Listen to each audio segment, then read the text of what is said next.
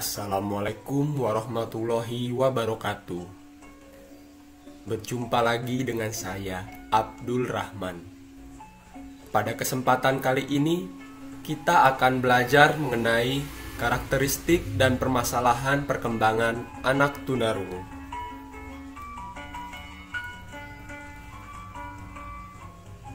Pengertian tunarungu yaitu individu yang kehilangan fungsi pendengarannya, baik sebagian hard of hearing maupun seluruhnya deaf, sehingga menyebabkan pendengarannya tidak memiliki nilai fungsional di dalam kehidupan sehari-hari. Klasifikasi secara etiologis yaitu berdasarkan sebab-sebab. Dalam hal ini penyebab ketunarunguan ada beberapa faktor, yaitu pada saat sebelum dilahirkan, salah satu atau kedua orang tua anak menderita tunarungu atau mempunyai gen sel pembawa sifat abnormal, misalnya dominant genes, recessive gene, dan lain-lain.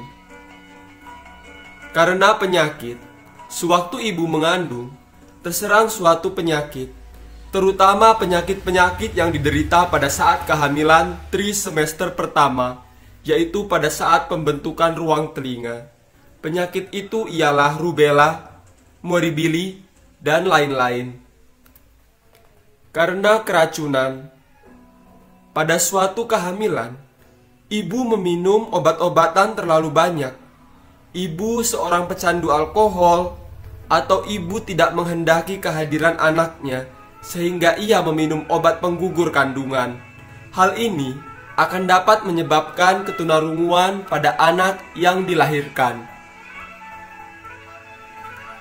Pada saat kelahiran, sewaktu melahirkan, ibu mengalami kesulitan sehingga persalinan dibantu dengan penyedotan seperti tang.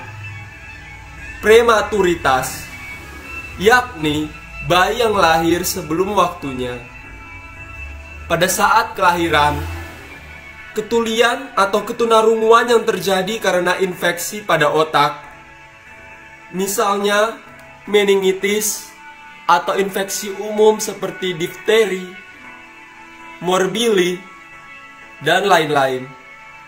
Pemakaian obat-obatan ototoksi pada anak-anak karena kecelakaan sehingga rusaknya pendengaran bagian dalam, misalnya jatuh. Selanjutnya klasifikasi menurut tarafnya. Klasifikasi menurut tarafnya dapat diketahui dengan melakukan tes audiometris. Tingkat 1, kehilangan kemampuan mendengar antara 35 sampai 54 dB. Penderita hanya memerlukan latihan berbicara dan bantuan mendengar secara khusus. Tingkat 2, kehilangan kemampuan mendengar antara 55 sampai 69 dB. Penderita kadang-kadang memerlukan penempatan sekolah secara khusus. Dalam kebiasaan sehari-hari memerlukan latihan berbicara dan bantuan latihan berbahasa secara khusus. Tingkat 3, kehilangan kemampuan mendengar antara 70 sampai 89 dB. Tingkat 4, kehilangan kemampuan mendengar 90 dB ke atas. Tingkat 1 dan 2 dikatakan mengalami kesulitan. Dalam kebiasaan sehari-hari, mereka sesekali latihan berbicara, mendengar, berbahasa, dan perlu layanan pendidikan khusus. Anak yang kehilangan kemampuan mendengar dari tingkat 3 dan 4, hakikatnya pun perlu layanan pendidikan khusus. Pengaruh pendengaran anak pada perkembangan bicara dan perkembangan bahasa. Bahasa mempunyai fungsi dan peranan pokok sebagai media untuk komunikasi. Dalam fungsinya, dapat pula dibedakan berbagai peran bahasa lainnya, seperti bahasa sebagaimana wahana untuk mengadakan kontak atau hubungan, untuk mengungkapkan perasaan, kebutuhan, dan keinginan, untuk mengatur dan menguasai tingkah laku orang lain, untuk pemberian informasi, untuk memperoleh pengetahuan. Adapun media komunikasi yang dapat digunakan adalah sebagai berikut. Bagi anak tunarungu yang mampu bicara, tetap menggunakan bicara sebagai media dan membaca ujaran sebagai sarana penerimaan dari pihak tunarungu. Menggunakan media tulisan dan membaca sebagai sarana penerimaannya, dan menggunakan bahasa isyarat. Selanjutnya, perkembangan kognitif anak tunarungu. Perkembangan kognitif anak tunarungu sangat dipengaruhi oleh perkembangan bahasa, sehingga hambatan bahasa pada anak tunarungu menghambat perkembangan intelijensinya. Kerendahan tingkat intelijensi anak tunarungu bukan berasal dari hambatan intelektualnya yang rendah, tetapi umumnya disebabkan intelijensinya tidak mendapat kesempatan untuk berkembang. Tidak semua aspek intelijensi anak tunarungu terhambat. Aspek intelijensi yang terhambat perkembangannya ialah yang bersifat verbal. Misalnya, merumuskan pengertian, menghubungkan, menarik kesimpulan, dan meramalkan kejadian. Anak tunarungu menunjukkan kelemahan dalam memahami konsep berlawanan, dan konsep berlawanan itu sangat tergantung dari pengalaman bahasa. Misalnya konsep panas dingin. Selanjutnya, perkembangan emosi anak tunarungu. Kekurangan akan pemahaman akan bahasa lisan atau tulisan seringkali menyebabkan anak tunarungu menafsirkan sesuatu secara negatif atau salah, dan hal ini sering tekanan pada emosinya.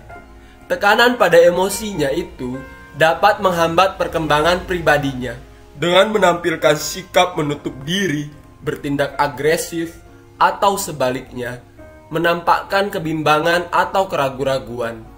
Emosi anak tunarungu selalu bergolak di satu pihak karena kemiskinan bahasanya, dan di lain pihak karena pengaruh dari luar yang diterimanya. Perkembangan sosial anak tunarungu. Anak tunarungu banyak dihinggapi kecemasan karena mereka menghadapi lingkungan yang beraneka ragam komunikasinya. Hal seperti ini akan membingungkan anak tunarungu. Kemiskinan bahasa membuat dia tidak mampu terlibat secara baik dalam situasi sosialnya, dan sebaliknya, orang lain pun sulit memahami perasaan dan pikirannya. Masalah-masalah dan dampak ketunarunguan bagi individu, keluarga, masyarakat, dan penyelenggaraan pendidikan. Bagi anak tunarungu sendiri, sehubungan dengan karakteristik anak tunarungu, yaitu miskin dalam kosakata, sulit memahami kata-kata abstrak, sulit mengartikan kata-kata yang mengandung kiasan, adanya gangguan bicara, maka hal ini merupakan sumber masalah pokok bagi anak tersebut. Bagi keluarga, lingkungan keluarga merupakan faktor yang mempunyai pengaruh penting dan kuat terhadap perkembangan anak, terutama anak luar biasa. Anak ini mengalami hambatan sehingga mereka akan sulit menerima norma lingkungannya. Bagi masyarakat, pada umumnya, orang masih berpendapat bahwa anak tunarungu tidak dapat berbuat apapun. Pandangan yang semacam ini sangat merugikan anak tunarungu.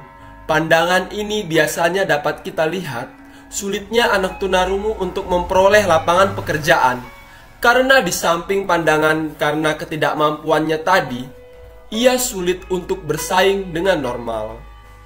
Sekian pertemuan pada hari ini. Tetap semangat belajar dan selalu menjaga kesehatan. Sampai berjumpa pada pertemuan berikutnya. Wassalamualaikum warahmatullahi wabarakatuh.